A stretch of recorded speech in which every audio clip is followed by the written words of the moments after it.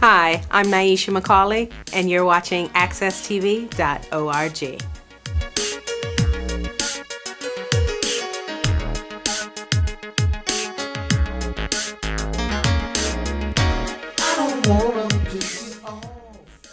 Hi, my name is LORRE, and welcome to another episode of The Relationship Show, a show that talks about all kinds of issues or questions that don't necessarily have to be between a man and a woman or a husband and a wife, or it can be about anything that you consider relational. It can be about something relating to work, your neighbor, it can be anything.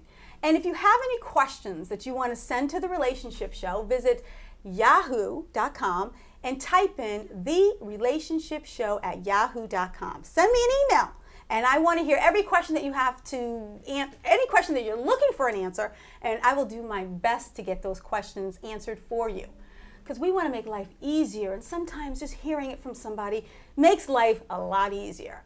With me today is a wonderful guest. Her name is Andrea. What is your last name? Oh my goodness! I don't know. Great. I always go by. Because we are coaches for the Windsor Mighty Mites, and I always call her Coach Andrea, but Gray. Yes. Andrea Gray. Yes. Andrea okay, Gray. Just clicked on me. I just remembered. All right, so we have Andrea on the show because we like to get different perspectives as it relates to dating and so forth. And Andrea on the side, we would have conversations about relationships, and she had some really good insight. And I said, you know what, Andrea, you need to come on the show. You need to kind of express yourself, tell it like sister to sister, have a conversation, let us know from your perspective exactly what works, personally speaking. But before I do this, I would like to say, we have something really exciting. One of the coaches for the Windsor Mighty Mites has been selected. Yes, the Windsor Historical Society has a essay contest or a short story contest. And a lot of students had submitted some short stories, and then they got selected down to 9. So Cree Jenkins was selected 1 out of 9 to give a great short story. And now she's one of the few that's being considered as possibly the winner. And we believe she's going to win. Why? Because I want you to go on Facebook, and I want you to vote for her. Her short story is amazing. So what you do is you visit the Nutmeg you go to Windsor Historical Society, and you tap on the Nutmeg Grader picture, and then you go to comments, and it's the first story, okay? So you click on that first story, you read it. I'm telling you, out of all of them, it is slamming. She is the one. So we want you to do that today. And how long is this essay contest on for? Short story contest. You can say it. About a week. A week? Cool. So we have until when? How long do they have until they submit their likes? I think until Friday. Okay. All right. So you do have to visit Nutmeg Facebook, right? It's the Nutmeg Facebook or something. It says visit Nutmeg Facebook. Go to Windsor Historical Society. Tap Nutmeg Grader picture. Go to comments, and it's the first story. And select like. I'm telling you, you'll love it. So we wish her much success, Cree. You're amazing. We wish you well. All right, so now let's get to the meat of the show. The show is about relationships, and as we get into relationships, every woman has their own perspective on things. And Andrea, I wanted to understand from your perspective, being a mom, right? You have 2 children, correct? Yes. Okay, and they're wonderful children, by the way. And you're in the process of divorce. Yes. And it has its challenges in itself. But prior to that, when you were in a relationship with your soon-to-be ex, what was it like? How did you know he was the one? Oh, how did I know he was the one? In the beginning, I just felt compelled to be around him constantly. So that's how it told me he was the one in the beginning, yes. Okay. Now, did he act any differently? Because a lot of women, we're trying to get a feel for, is this guy into me? Is he not into me? From your perspective, what makes a man, how do you know when a man is into you? You know when a man is into you when he constantly is wanting to be around you, do things for you, nice. Be in your presence, just saying hello during the day, say, hey, I was thinking about you, you know that he's into you when they're doing little things like that. Oh, wow. So a man can literally be into you immediately or over time, depending on how long you're in the relationship. But let's say you go beyond that, and it's during holiday seasons like Valentine's Day or even your birthday. When a man buys you something, does that mean that he's into you? Or even if he doesn't buy you anything, does that still mean he's into you?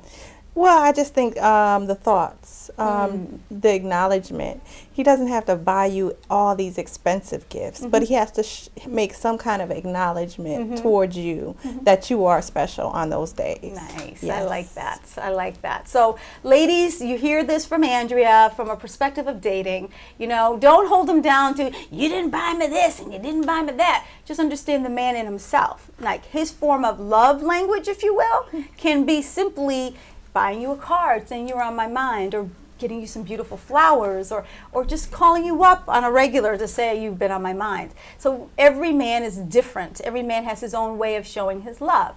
Okay, so fast forwarding, you're dating and things are looking really, really good. Marriage, how do you know he's marriage material? He's marriage material the way he functions on his own on a day-to-day basis. Oh, okay. That makes a man marriage material to me. Not necessarily with another partner.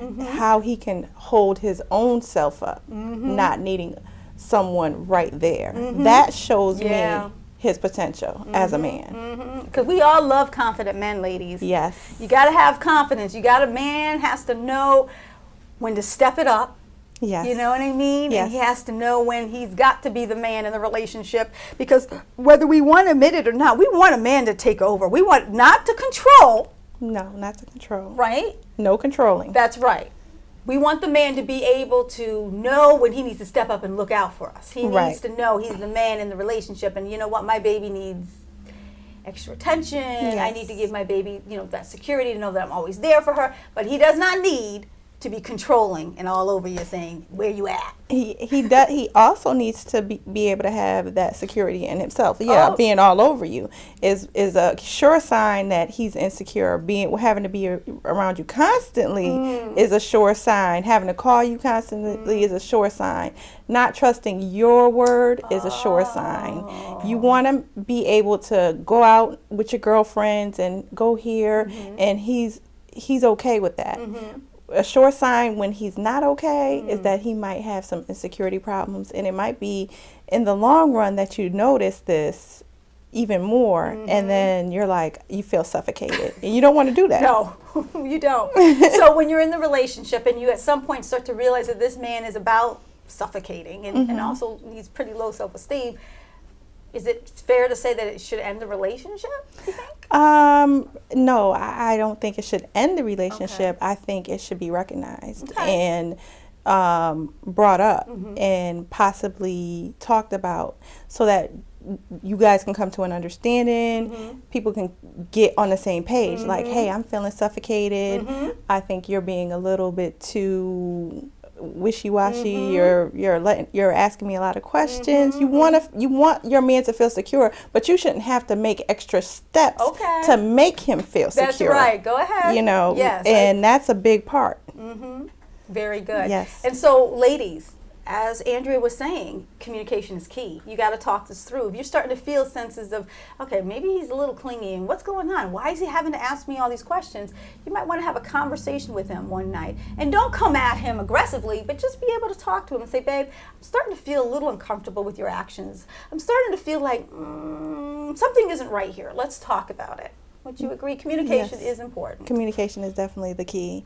In a lot of relationships. So if you're on one level and you are able to talk jointly with that person, then you can definitely accomplish a lot. Otherwise, you have to cut the tie. Cut the tie. Step aside. Yes. Ties. All right, so now we're moving past the stage. You know that the person is the one. You know that communication is working. You're getting past some of those barriers, if you will, and you're starting to get to a place where you feel like this person is long-term. Yes. Okay, long-term, which means a lifetime commitment, wanting to get married, those kinds of things. Being in a relationship at that level, there are certain things that we as women expect of our men. Can you name a few things? Andrea, that you would say are important for a long-term lifetime commitment? If it's something that's supposed to be between this man and a woman, what are some key things that you think are important to make a marriage everlasting? I definitely think that spiritually you have to be on one I hear that. accord. You have Yes. to be on one accord. That is going to ground the foundation of your relationship. If you guys are on a spiritual level, that just brings it to a whole nother level. You have to be on one accord, definitely spiritually. I would say that's the top thing. Next is, where do you see yourselves in the future, 5 years from now? You have to have goals, and you should try to set them together, or at least have the same kind of goals.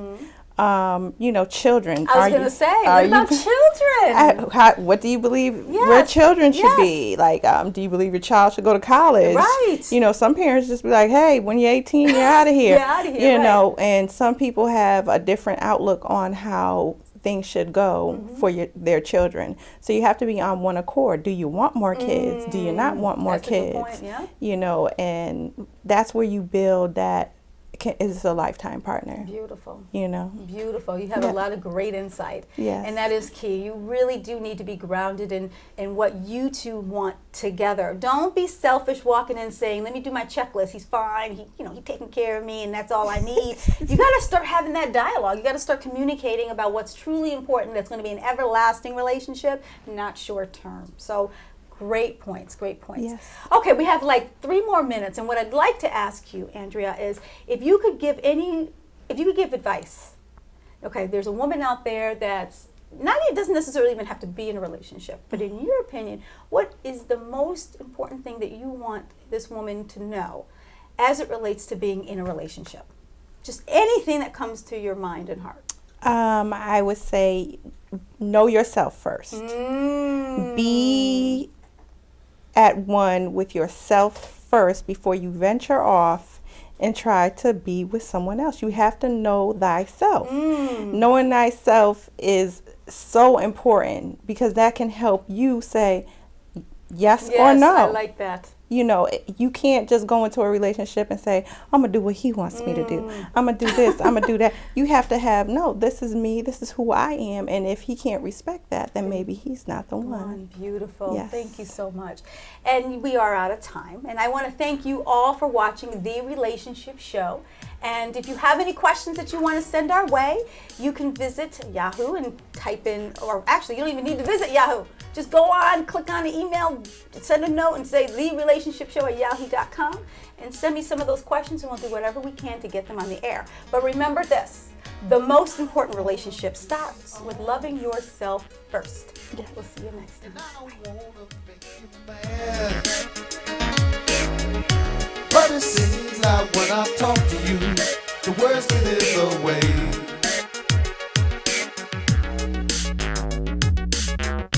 I don't know what to do, and I don't know what to say. But it seems like when I talk to you, the words get in the way.